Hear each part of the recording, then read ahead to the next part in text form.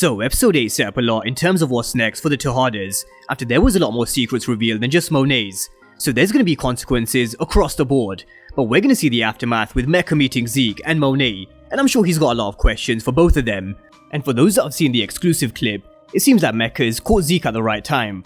He needs someone to talk to, and Mecca's going to be there for him. Zeke opens up to him about how he's worried about his ball career being over because no team will want to touch him if they find out about his real age. But Mecca tells him be that good, so they can't turn him down. He offered to even pay for a coach for Zeke if he leaves school and focuses 100% on his game, but on one condition, that he talks to Monet. But will Zeke forgive Monet for lying to him for all his life? Because he said it's fucked up for what she did. And of course it's fucked up, but the question is, will Zeke forgive Monet? But revenge is going to be on the cards for Lorenzo. But this whole situation is so messy, and the heist has caused such a ripple effect, which has screwed Lorenzo over, and I'm going to go through this exclusive clip later on in the video.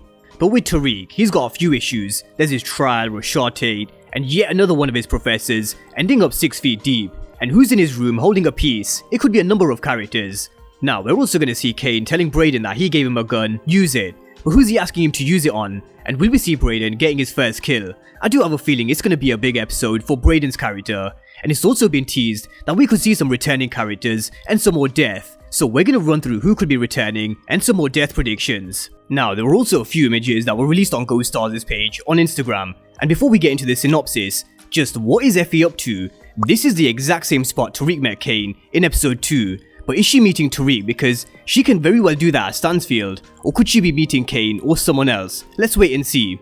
But let's start with the synopsis for a fair fight, with a question mark at the end. And the synopsis reads, Tariq's fate lies in the hands of Tate. Monet's choices feel out of her control. She must rely on Mecca to help salvage the pieces of her family. Mecca plays his hands to put Monet exactly where he wants her. But starting with the episode title, the question mark at the end tells us whatever's going to go down in episode 9 is clearly not going to be a fair fight, because there is no such thing as a fair fight.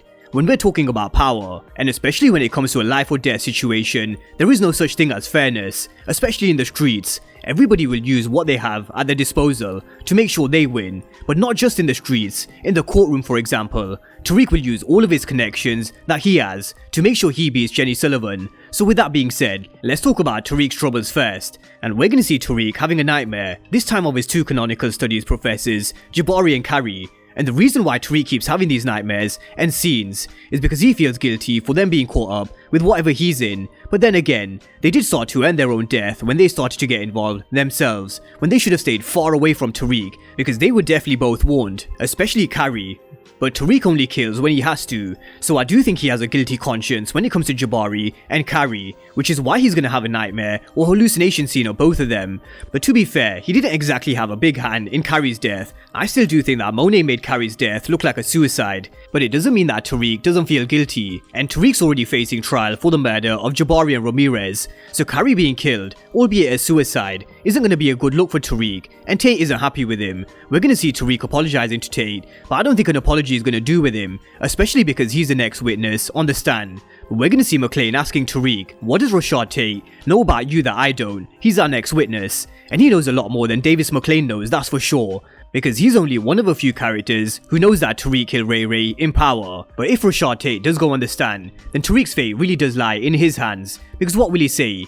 Surely he's not going to blow up Tariq with what he knows, because if Tariq goes down for the murders, then he's not going to get what he wants, and that's the picture of Rick Sweeney. But you can be sure, if Rashad Tate does Tariq another favor, then he's going to want something in return, and he's going to want it now, because he's tired of waiting for Tariq and his promises, because he hasn't delivered anything yet. So it is really crunch time for Tariq and Brayden. Will Brayden give him the photo and risk blowing up his family reputation and the Western name that comes with it, or will Tariq find another way, which I don't think there is. This photo is the only way he can help sway Rashad Tate and keep him on side, especially after Carrie's death. And I really do think it is a big episode for Brayden, because of what Effie told him in this exclusive scene, where he told Effie that he can protect himself and stop himself from becoming the person that he never thought he'd become. But Effie's right, he found the game didn't find him, and it's too late for him, he's too deep in the game.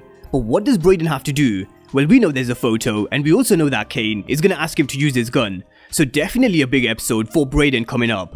But who's waiting for Tariq in his room? Now, I always thought it was Lorenzo because he would have been pissed about Tariq sleeping with Diana, but for those that saw the exclusive clip where Lorenzo was on the phone to Kane, he told him that he needs to come home because of what the heist did. it had a ripple effect which screwed Lorenzo over.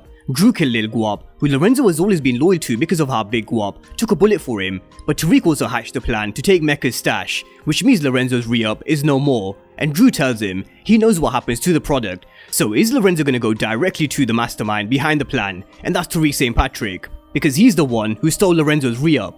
But while we're talking about this mystery person, Courtney Kemp also teased in the last 2 episodes is going to give us a return of a few characters. And we've also been wondering where's 2-Bit, where's Cristobal, and where's Roberto. So are we finally going to see one of these characters popping up in episode 9? But knowing Power, it's probably someone like Paz Valdez or Blanca Rodriguez, but I really do hope they address 2-Bit's storyline. But let's move on from this and talk about Mecca and the Tejadas. And this is the GTG retaliating, because Lil Guap did say in season 1 that the GTG take an eye for an eye to the grave. Kane also did mention in episode 8 that they just ended GTG's whole bloodline, so let's see whether this is the GTG retaliating, or whether it's even Mahoney's crew. And something else did spring to mind, which was how Ghost and Kanan set up the drive-by shootout with Tommy and the Italians, with Kanan coming to the rescue, because according to the synopsis, Mecca's going to be playing his hand, where he has Monet exactly where he wants her, so that's just another way of looking at this drive-by.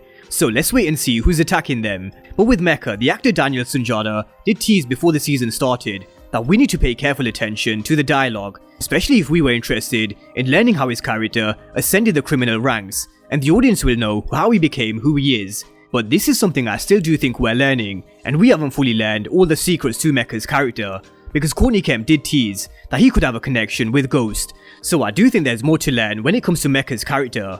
But with Lorenzo, now that he knows Monet's secret, he's gonna be on a revenge mission, and it looks like his house and his room has been completely trashed. And this is what I'm looking forward to seeing, because we haven't seen what Lorenzo can do yet, but I do think that's about to change, especially with what was revealed in episode 8.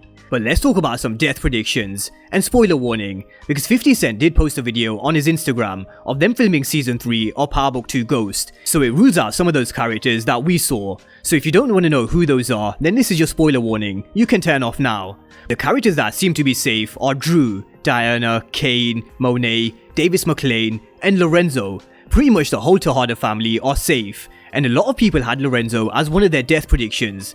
But if Lorenzo isn't being killed off, then could Mecca be on the hit list in the last 2 episodes? It's definitely possible, but killing him won't be easy with the soldiers that he has. But who else is on thin ice? Ev is definitely one of them, because all the secrets that were revealed on the Tejada dinner table is going to have consequences, and Ev is a loose end, which definitely needs to be dealt with, so he's high up on the list. We also saw Kane telling Brayden that I gave you a gun, so use it. So is he asking Brayden to get rid of Ev? As I mentioned at the start, I do feel this is a huge episode for Brayden, so let's see what he does. But moving on to Lauren, she's another, because what was Tariq gonna do after he heard the recording in Davis McLean's office? Because he only stopped and turned his attention to Carrie, after Sax told him that she was involved and pretty much made Lauren wear the wire.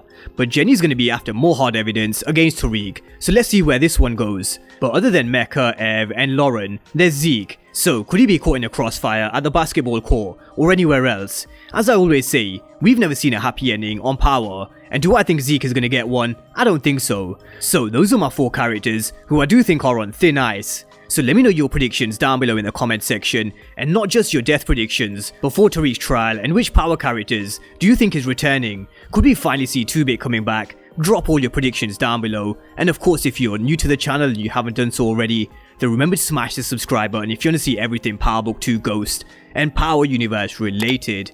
But as always, thank you guys for watching, and I'll see you next time.